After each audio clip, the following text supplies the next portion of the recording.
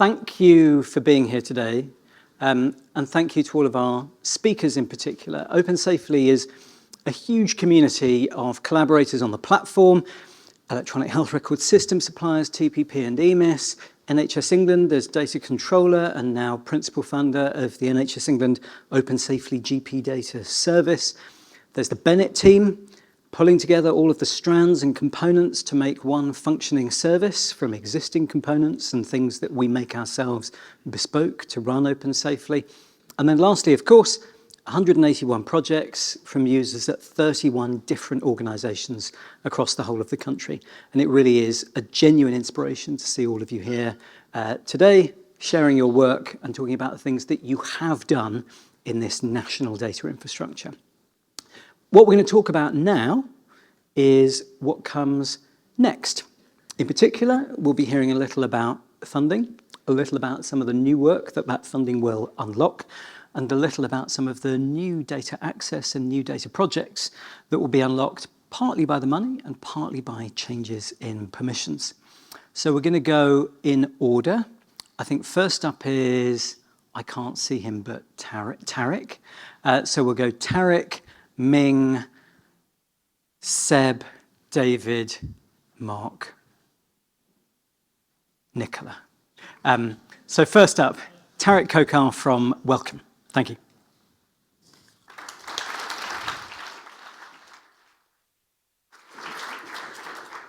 Oh, there were steps. I just sort of cavemanned it. Hi, folks. I'm Tariq Khokhar from the Wellcome Trust. Thanks so much for having me. It's a pleasure to be here. In other audiences, I often have to introduce who the Wellcome Trust is. So a lot of people think Wellcome is a little museum by Euston Station.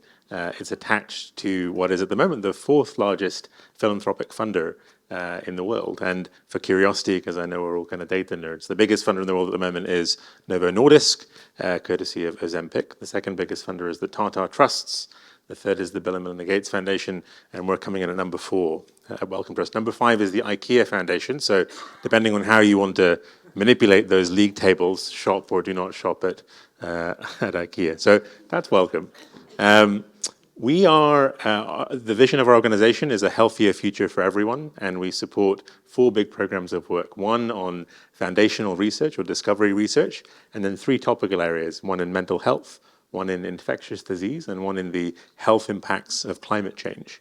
And because we're based in the UK, we recognize, as the OpenSAFELY community does, that the UK has a large, increasingly diverse population that offers a great opportunity for researchers to understand life and to solve health challenges.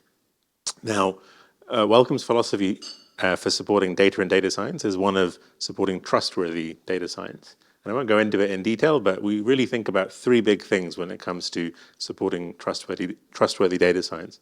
The first is technical. For something to be trustworthy, it has to be technically robust. Does it do what it says on the tin? Is it reliable? Is it dependable?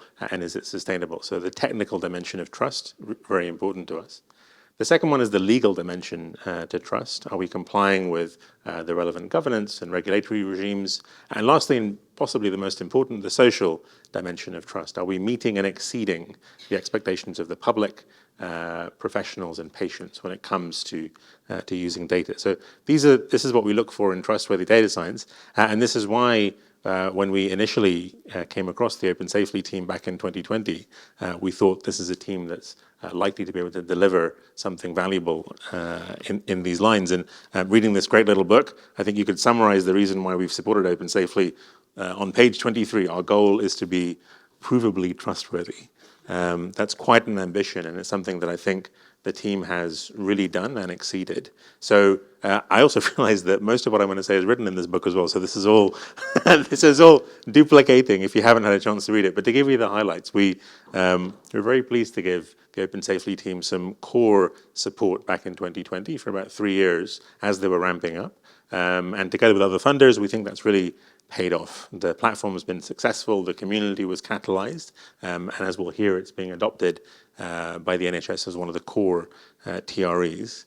This year, we're very pleased to announce ongoing funding for the OpenSAFELY team over the next 7 years to the tune of £17 million. And this will go towards two areas. The first area is core support for the platform and the tools, and particularly for the expansion of the PPIE work, so long-term core support for the platform. And the second area is much more targeted support for bringing data from the NHS Talking Therapies dataset, which we'll hear more about from David, into the platform. Going back to what Wellcome is interested in, mental health is a priority for us. Depression, anxiety, and psychosis affects millions of people around the world, and it leads to lower life expectancy, socioeconomic disadvantage, and all sorts of other poor outcomes. This is going to be a game-changing resource for psychological therapy research, and it will give people access to large, complete routine therapy data to really understand what's going on there. So very pleased over the next 7 years we'll be supporting the OpenSAFELY team to do these two things.